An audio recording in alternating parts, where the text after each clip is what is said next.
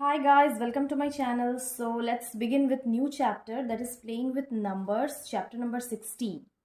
तो इस चैप्टर में जितना भी इम्पोर्टेंट टॉपिक्स है और कॉन्सेप्ट्स हैं वो हम लोग डिस्कस कर लेंगे. फर्स्ट टॉपिक है नंबर. नंबर क्या होता है?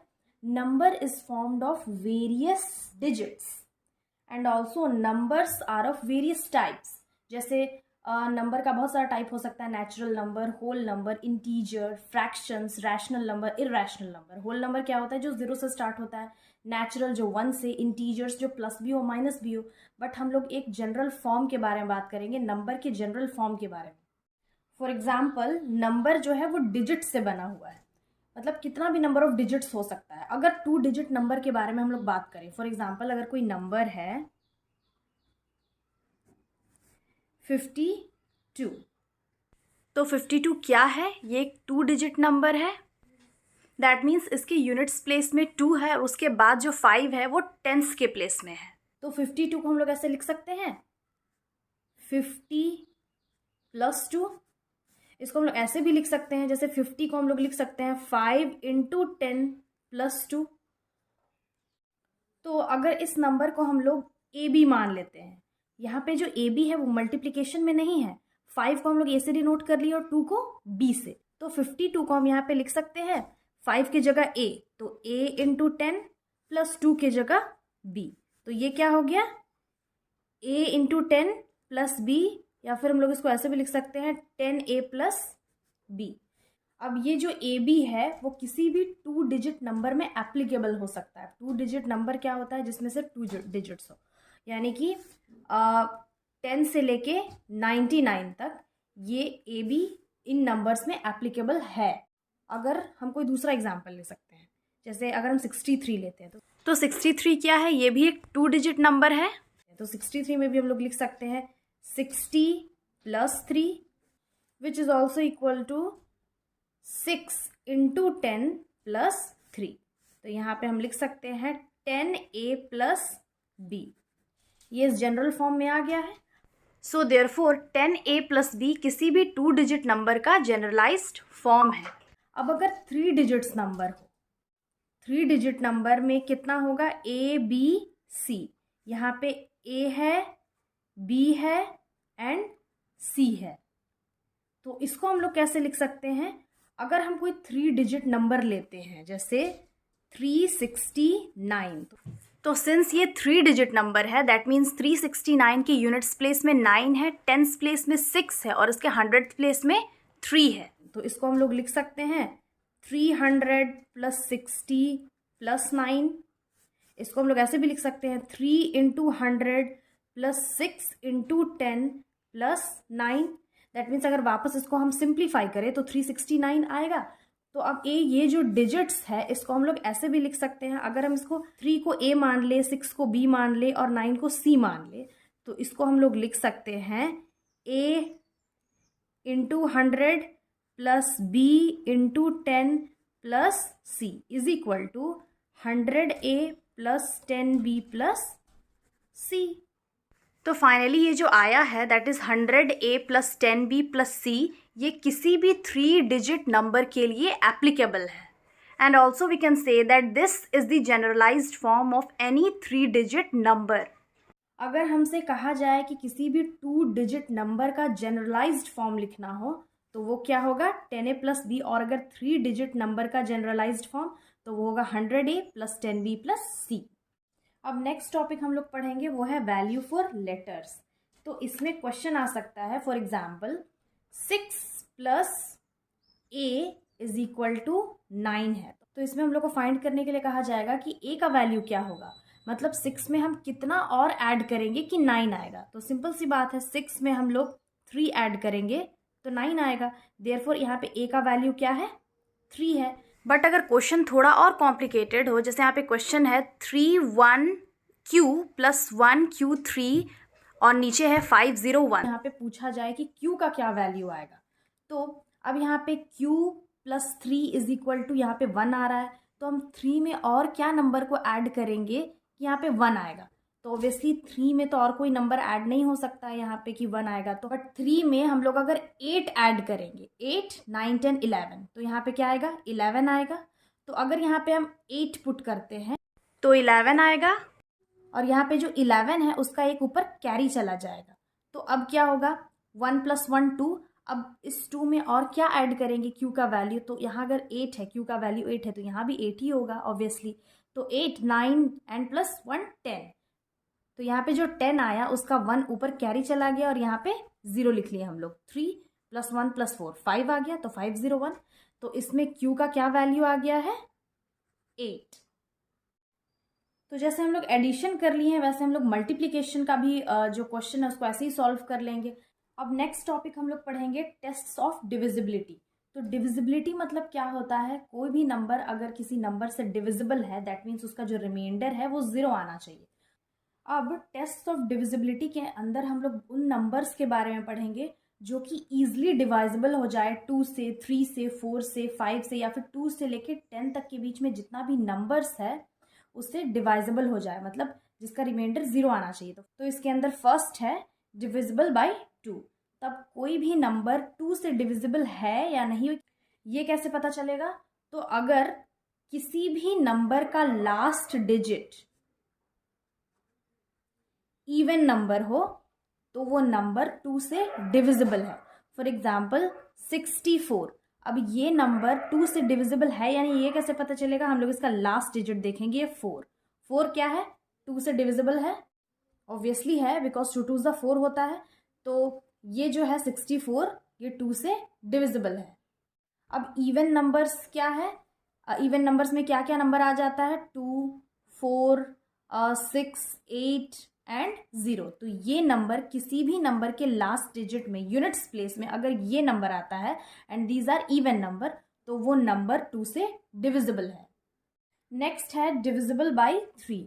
अब कोई नंबर 3 से डिविजिबल है या नहीं ये कैसे पता चलेगा, तो अगर कोई छोटा नंबर हो, फॉर एग्जाम्पल 9 हो, 12 हो, तो इसको तो हम लोग आसानी से बता सकते हैं कि these numbers are divisible by 3। But अगर कोई बहुत बड़ा नंबर हो, फॉर एग्जाम्पल 7 5 6 8 4, तो ये कैसे पता चलेगा कि ये 3 से डिविजिबल है या नहीं। तो हम क्या करते हैं, ये जितना भी नंबर्स है उसका सम कर लेते हैं, ऐड कर लेते हैं, और अगर ऐड करने के बाद जो नंबर आता है वो 3 से डिविजिबल हो तो वो पूरा नंबर 3 से डिविजिबल होता है। तो अगर ये जो नंबर है इसको हम लोग ऐड करके देखते हैं, 7 + 5 + 6 + 8 + 4, तो इसको ऐड करने पे क्या आ रहा है, 30 आ रहा है।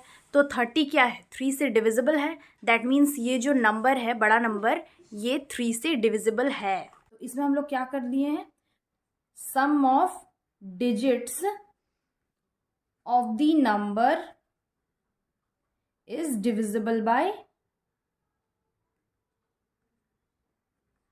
3। तो अगर हम सम करने के बाद अगर वो 3 का डिविजिबल है दैट मीन्स वो नंबर 3 से डिविजिबल है। तो ये समझ में आ गया 2 का डिविजिबिलिटी और 3 का डिविजिबिलिटी। नेक्स्ट है डिविजिबल बाय 4। अब कोई नंबर 4 से डिविजिबल है या नहीं ये कैसे पता चलेगा, if the last two digits of the number is divisible bye 4। तो अगर लास्ट 2 डिजिट कोई भी, चाहे नंबर कितना भी बड़ा क्यों ना हो, अगर लास्ट 2 डिजिट 4 से डिविजिबल है तो वो नंबर 4 से डिविजिबल है। फॉर एग्जाम्पल हम लोग कोई भी नंबर ले सकते हैं, 3 6 8 1 3 2। तो यहाँ पे जो लास्ट डिजिट है 32 वो 4 के टेबल में आ रहा है, that means 32 is divisible bye 4, so this number is divisible bye 4। Next है डिविजिबल बाय 5। तो 5 का जो डिविजिबिलिटी टेस्ट है वो बहुत ही इजी है। अगर लास्ट डिजिट चाहे 0 हो या फिर 5 हो तो वो नंबर 5 से डिविजिबल है, यानी कि लास्ट डिजिट में अगर 0 है या फिर 5 है तो हम लोग उसको 5 से डिवाइड कर सकते हैं। नेक्स्ट है डिविजिबल बाय 6। अगर कोई नंबर 2 या 3 दोनों से डिविजिबल है तो वो 6 से भी डिविजिबल होगा। तो यहाँ पे लिख लेंगे number divisible by both 2 and 3 then that number must be divisible by 6। Next है डिविजिबल बाय 7। अब कोई नंबर 7 से डिविजिबल है या नहीं ये कैसे पता चलेगा, तो तो अगर कोई नंबर है, फॉर एग्जाम्पल 882 ले लेते हैं, तो इसमें हम लोग क्या करेंगे, लास्ट का जो डिजिट है उसको हम लोग 2 से मल्टीप्लाई करेंगे, उसके बाद जो उसका प्रोडक्ट आएगा उसको जो रिमेनिंग नंबर है उससे माइनस करेंगे, एंड देन फाइनली जो नंबर आएगा अगर वो 0 या फिर 7 होता है, then that number is divisible by 7। तो दैट मीन्स वो नंबर 7 से डिविजिबल है। अब यहाँ पे हम लोग क्या कर लेते हैं, फॉर एग्जाम्पल हम लोग क्या बोले, ये जो नंबर है इसका लास्ट डिजिट क्या है, 2 है, तो यहाँ पे हम लोग क्या कर लेंगे, 2 को 2 से मल्टीप्लाई करेंगे, ये जो लास्ट डिजिट उसको 2 से मल्टीप्लाई किए, और एंड देन फिर इसका जो प्रोडक्ट आएगा उसको हम लोग 88 से माइनस कर लेंगे, तो ये हो जाएगा 88 माइनस 2 2 ज़ा 4, 88 में 4 माइनस करेंगे तो आ जाएगा 84। अब 84 7 से डिविजिबल है, तो हम लोग करके देखते हैं, 84 7 1 ज़ा 7, यहाँ पे आ गया, यहाँ पे 4 उतर गया, एंड 7 2 ज़ा 14, 0 आ गया रिमाइंडर। तो बेसिकली 7 की डिविजिबिलिटी में क्या होता है, अगर कोई नंबर हो, चाहे कितना भी बड़ा कोई नंबर हो, और उसका जो लास्ट डिजिट है उसको हम लोग 2 से मल्टीप्लाई करेंगे, और फिर जो बचेगा नंबर उससे उस प्रोडक्ट वाले नंबर को माइनस करने पे अगर उसका जो रिमाइंडर है वो 7 या फिर 0 आता हो, तो वो नंबर 7 से डिविजिबल होगा। अभी इसको हम लोग जब एक्सरसाइज में क्वेश्चन सॉल्व करेंगे तो और अच्छे से समझेंगे, क्लियर हो जाएगा ये कॉन्सेप्ट। नेक्स्ट है डिविजिबल बाय 8। अब 8 से कोई नंबर डिविजिबल है या नहीं ये कैसे पता चलेगा, अगर किसी नंबर का लास्ट 3 डिजिट्स 8 से डिविजिबल हो। If any number has its last 3 digit divisible by 8, यहां पे लिख लेंगे is divisible by 8, then that number is divisible by 8। तो फॉर एग्जाम्पल अगर यहाँ पे हम कोई नंबर ले लेते हैं, नंबर है 6795416, तो इसका लास्ट 3 डिजिट्स क्या है, 416, और 416 क्या है, इज डिविजिबल बाय 8। 416 को हम लोग 8 से डिवाइड कर सकते हैं, तो अगर वो 3 डिजिट्स 8 से डिविजिबल होगा देन वो पूरा नंबर 8 से डिविजिबल हो सकता है। नेक्स्ट है डिविजिबल बाय 9। अब कोई नंबर 9 से डिविजिबल है या नहीं ये कैसे पता चलेगा, तो हम लोग क्या करेंगे, इसमें ये एग्जैक्टली 3 के जैसा है। अगर किसी नंबर का हम सम करते हैं और उसका सम 9 से डिविजिबल है, दैट मीन्स वो पूरा नंबर 9 से डिविजिबल होगा। फॉर एग्जाम्पल अगर कोई नंबर है 75463, इसको हम लोग ऐड करते हैं, 7 + 5 + 4 + 6 + 2 + 3, ऐड करने पे क्या आ रहा है, 27। तो 27 क्या है, it is divisible by 9, and therefore this number is divisible by 9। तो इसमें क्या करते हैं हम लोग, sum of digits of the number is divisible by 9, then the whole number is divisible by 9। अब लास्ट हम लोग पढ़ लेंगे डिविजिबल बाय 10। तो इसका बहुत ही सिंपल है ट्रिक, अगर किसी का लास्ट डिजिट 0 हो then that number is divisible by 10। Last digit is 0, then it is divisible by 10.